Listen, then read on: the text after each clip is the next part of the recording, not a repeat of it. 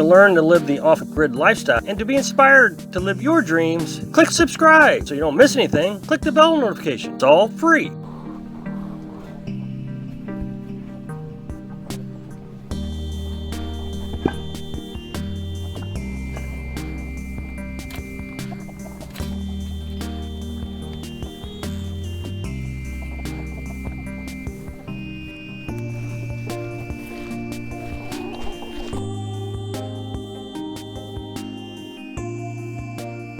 Like coming out, we've got them trained now where they see us anywhere in the vicinity, they gather by that door, so we'll let them out.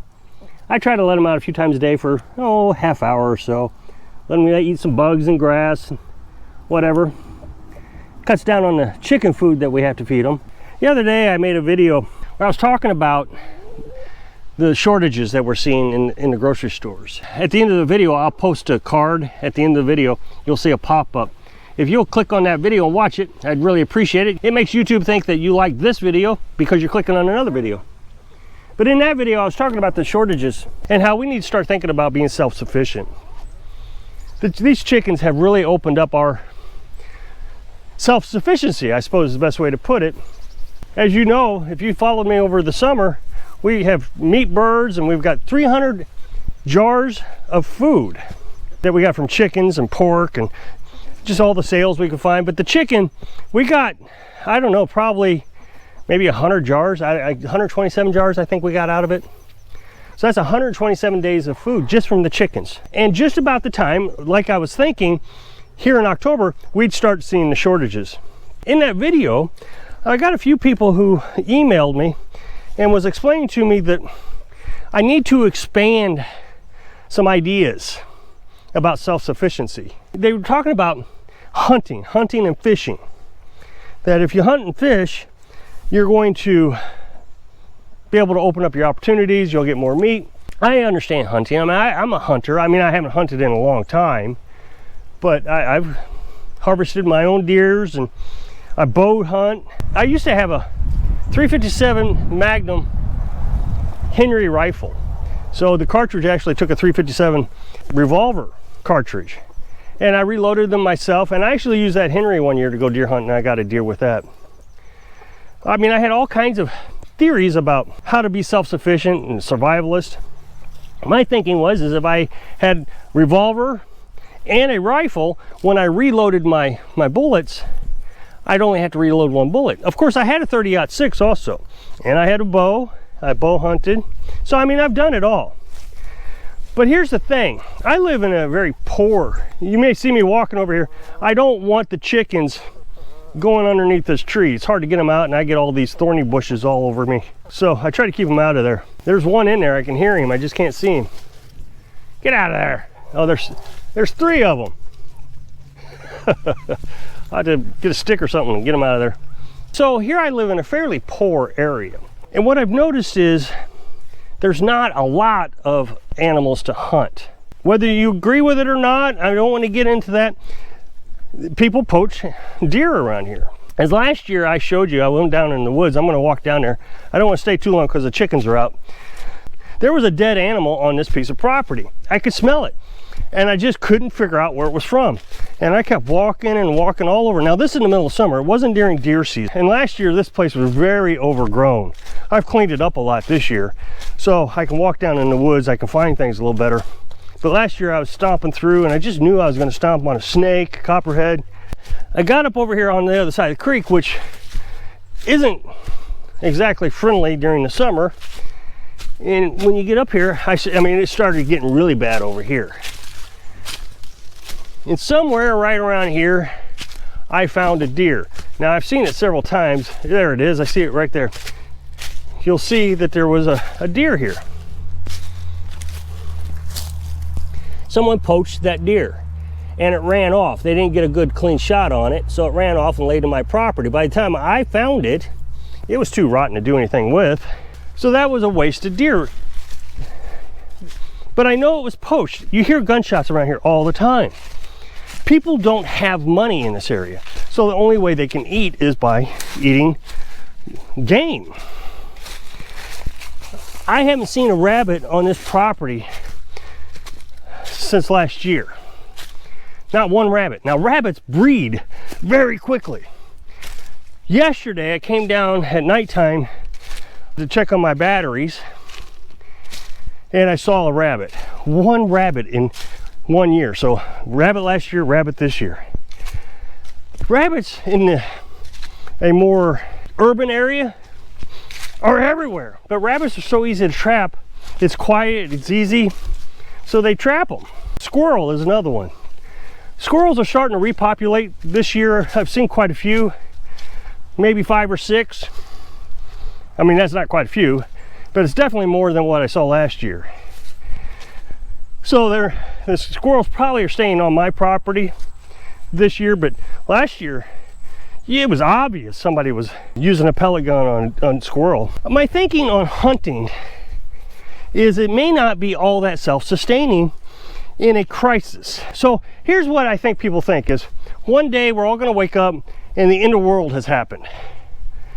And we're all going to have to put on our prepper hat and our self-sustaining hat. We're going to say, okay, we're going to go out and go hunting.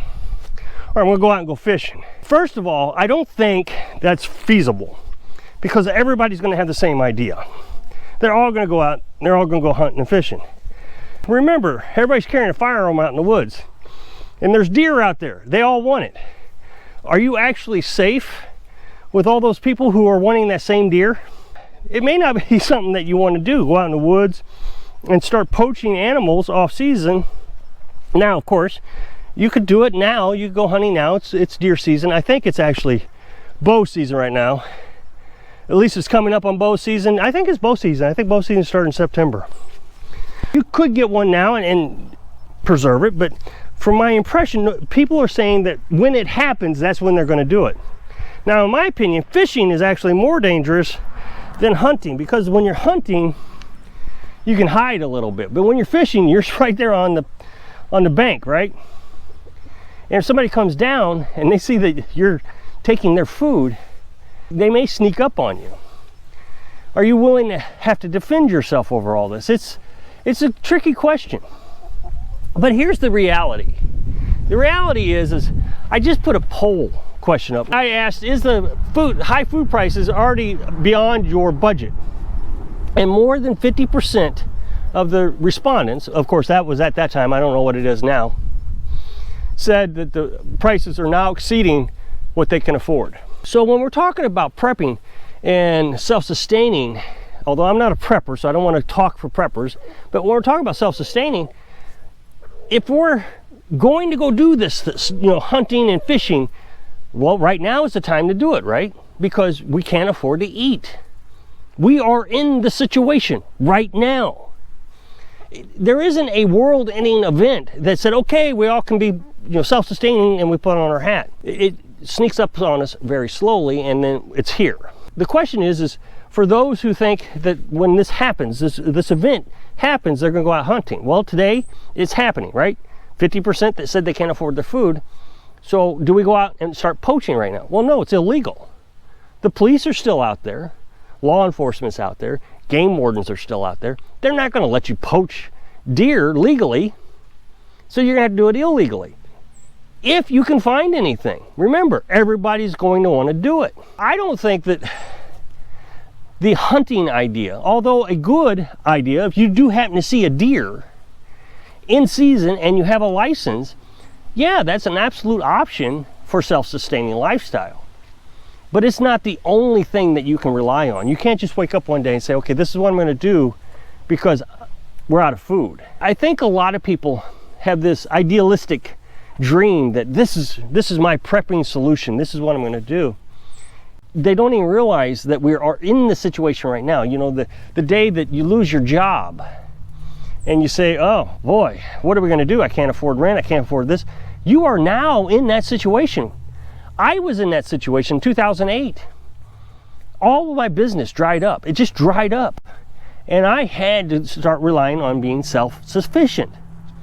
So we've got chickens and we got ducks and we got goats and rabbits. And I mean, we did everything we could right away with our last little bit of money so we could be self-sustaining. The chickens for us is a huge, valuable solution to our self-sustaining needs. You know, we can our food, we're eating our food. We got 300 days worth of food, like I said at the beginning of this video. So this is something that we can rely on day after day after day. We're getting eggs. Now we have 7 chickens that are producing eggs.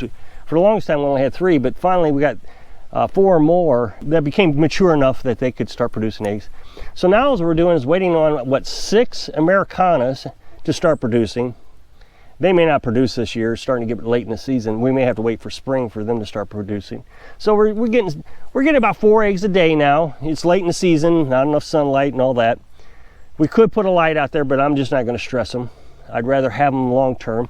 Now, people are going to say, well, if you're self-sustaining, how are you going to feed them? Well, I've already talked about that quite a bit.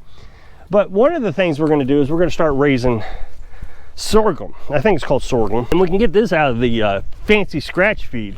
And Carolyn's been feeding them this stuff all along. I've showed you this several times, but this was just a happy accident. The chickens spilled their fancy scratch feed and it started producing sorghum just right here.